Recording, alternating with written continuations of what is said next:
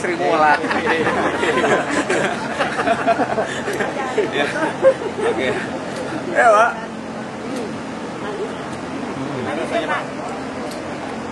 Manis, enak. Nambah, Pak. Boleh, boleh.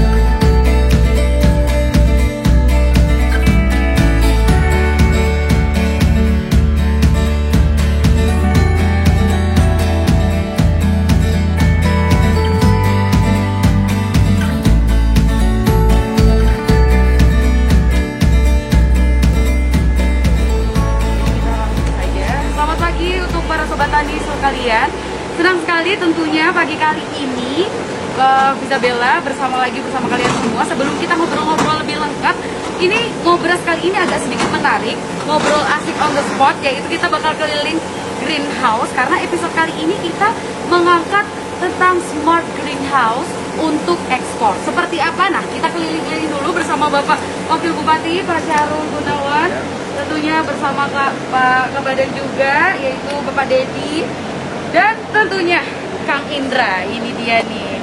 Ayo Kang, kita harus keliling-keliling seperti apa nih? Beliau udah penasaran banget dan tentunya juga partisipan juga udah pada penasaran seperti apakah smart greenhouse yang ada di kalian ini.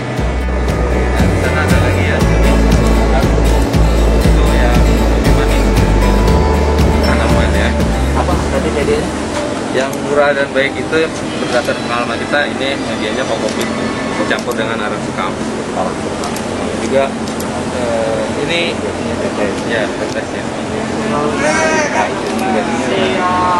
Ini kita setting dalam 1 jam sekali, kemudian durasinya penyiramannya hanya 1 menit, dan durasinya yang sesuai dengan ini semua udah otomatis. Jadi kita tinggal fokus ke bagian yang lain, pemasaran atau juga pemasaran.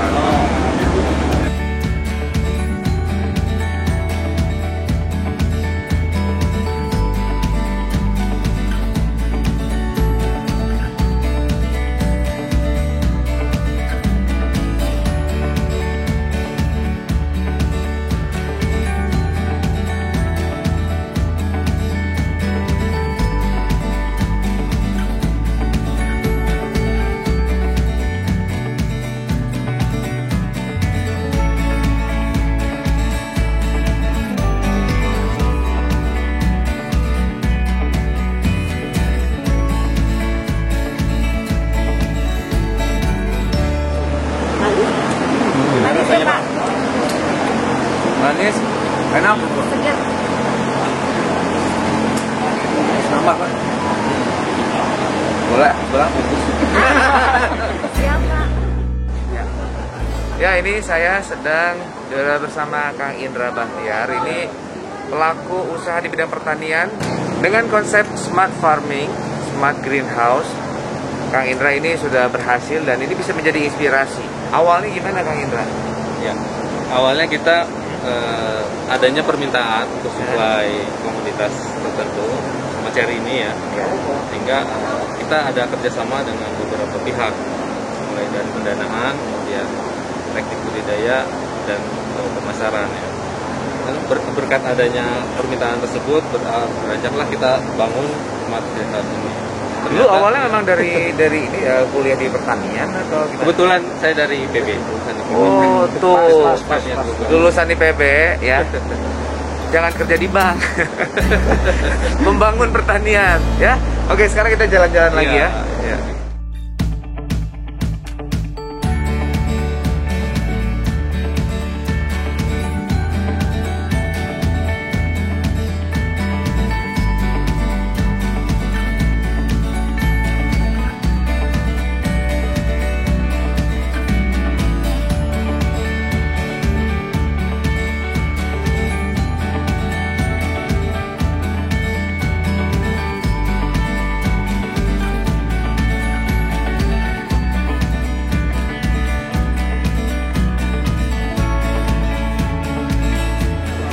Motivasi anak-anak muda nih supaya mereka mau bergerak di pertanian dan profitable ya, sangat.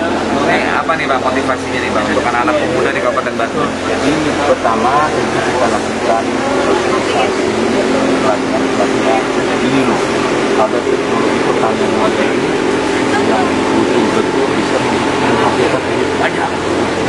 Itu yang harus kita tanamkan. Nah, kemudian teknologinya gampang kok. Artinya tidak harus dengan investasi yang dia harus membeli mesin dulu apa. Nah, polanya seperti apa ini dari Kementerian Pertanian ya, teman-teman mungkin juga bisa memberikan masukan dan how to startnya di bidang pertanian. Jadi yang pertama sebetulnya yakin dulu. Oh, kita bisa. Nah, itu yang pertama. Yang kedua, kuasai pasar. Pasar untuk produk-produk seperti ini, baik domestik maupun ekspor itu luar biasa. Tadi kan Indra, pemilik pengelola Nutrisam ini, dia bilang bahwa kuota untuk ekspor kita baru 10%. Baru 10%-nya ya? Jadi masih banyak sekali ya? Betul, yang diperlukan 50 ton per bulan. Ini baru mampu menghasilkan 6 ton. Nah, jadi sebetulnya potensinya itu luar biasa. Belum domestik lebih banyak lagi.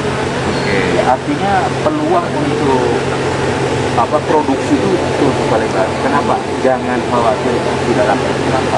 Pasarnya sudah jelas. Nah, setelah menguasai pasar, kemudian masalah modal tentu saja perlu modal yang ada Betul. Nah, itu kita lihat ini soal prasarana berkolaborasi mungkin dengan ada kredit usaha rakyat dengan bunga yang relatif rendah, hanya 6% per tahun. Itu jelas. Langsung ambil kur. mekanismenya atau caranya kalau bisa. Nah, tentu caranya itu kita harus membuat proposal yang bankable. Oke. Artinya bank itu yakin bahwa kreditnya itu bisa dikembalikan. Berarti bisnis seperti ini harus diyakinkan menghasilkan duit banyak. Ya. Nah, jadi itu. Nah, setelah itu tentu kita kerjasama dengan bank, kita dapat modal, kemudian memang investasi awal ini relatif mahal. Oke. Ya, tetapi untuk maintenance selanjutnya, misalnya untuk nutrisi, untuk pemeliharaan sebagainya itu relatif mudah. Bahkan tadi Kang Indra kan bilang bahwa untuk media, dia gunakan media yang murah yang tersedia di situ. Ya, berupa sabut, ya, sabut kelapa, kemudian ditambah dengan spam, arang spam kan di kita berlimpah, sabut di kita berlimpah. Artinya apa? Tidak mahal. Artinya memang perlu keberanian tadi memulai, terus kemudian ya kita harus smart untuk bisa apa menjadi prioritas. Betul. Kita ingin memulai sesuatu yang menghasilkan. Jadi kalau mau istilahnya dengan bank ya supaya bankable itu ya harus dengan sebuah konsep yang baik dan gunakanlah kredit itu untuk sesuatu yang produktif. Jadi ulah yang kredit motor, kredit mobil tidak produktif, yang ada konsumtif ya Pak ya. Oke, siap. Konvensional atau untuk korban Salah satunya seperti di sini di Mudira Farmhouse ini dengan teknologi yang bisa tidak terlalu luas lahannya, dan dengan pertemuan ini ada dari kementerian dan tentunya ini menjadi motivasi kita ya Kak Kadisa untuk kedepannya lagi lebih fokus kepada konsep seperti ini. Kemarin kan dari pemerintah Kabupaten Bantul juga meluncurkan berbagai program untuk pertanian gitu, khususnya salah satunya sebagai petani milenial. Apakah kedepannya seperti itu? Ya, Yang jelas ini harus terus digalakan, dan ketika saya turun di masyarakat, saya juga kepada anak-anak muda yang ada, dan saya sering juga menghimbau kepada mereka kalau bukan si akang-akang isadui gitu kan.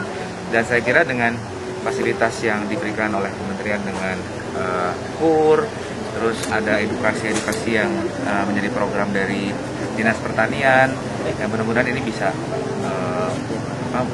memacu keinginan mereka. Seiring dengan laju pertumbuhan penduduk di Kabupaten Bandung yang semakin tinggi dan juga luas lahan pertanian abadi itu yang semakin menyusut, apakah urban farming menjadi salah satu solusi ke depannya dalam pertanian seperti apa? Oh ya, itu jelas. Hanya memang mungkin bagaimana saya juga mungkin akan lebih intens dengan Pak Kadis untuk kedepannya. Bagaimana pola informasi yang baik pada masyarakat, untuk mengedukasi, untuk menggambarkan bahwa tidak sesulit yang dibayangkan. Yang paling penting adalah bagaimana kemauan untuk memulai. Kalau bicara luas lahan pertanian, Kabupaten Bandung masih cukup luas sebetulnya. Bagaimana pembinaan terhadap petani-petani yang sudah ada, bagaimana harga ini bisa dijaga. Yang kadang-kadang saya juga komen, ini siapa yang mainin sih, goib banget gitu.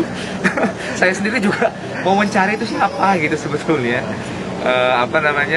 Tapi ini menjadi tanggung jawab kita semuanya mengenai ekosistem yang ada di Kabupaten Bandung di bidang pertanian.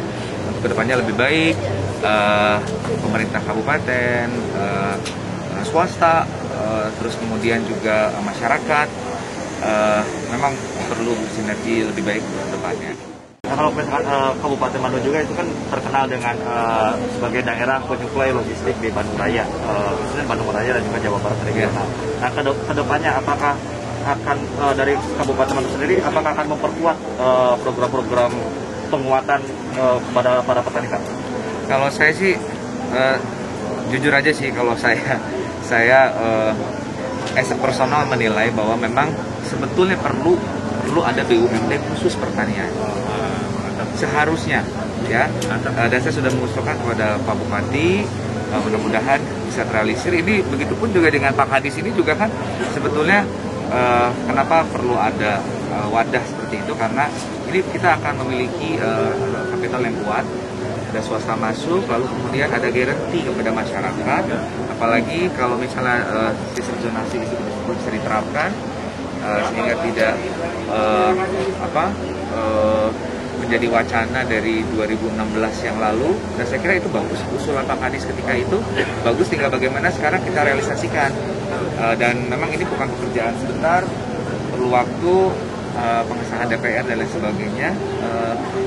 Itu akan lebih terfokus, terkonsentrasi, kerjasama dengan pusat, lalu kemudian bagaimana implementasikannya, ada problem-problem apa dengan saat ini problem di bidang pertanian yang memang cukup kompleks ya. Saya kira memang itu sangat diperlukan.